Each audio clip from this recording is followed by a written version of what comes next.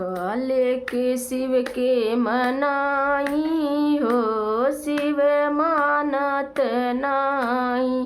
काले के शिव के मनाई हो, शिव मानत नाई।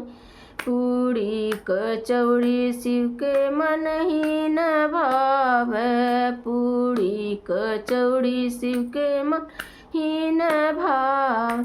भंगिया के गोला कहाँ पाई हो, शिव मानत नाई। भंगिया के गोला कहाँ पाई हो, शिव मानत नाई। काले के शिव के मनाई हो, शिव मानत नाई।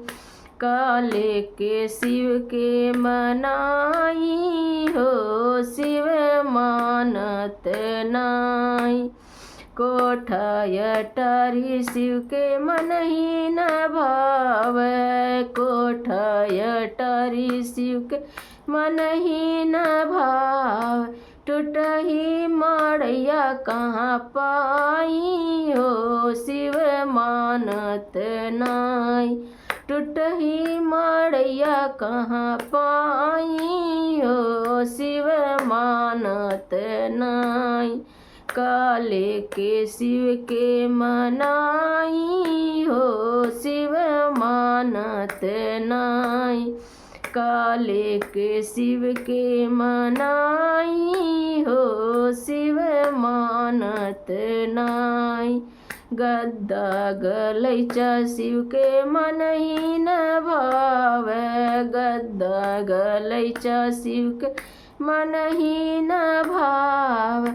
मृगा के छाला कहाँ पाई हो, शिव मानत नाई।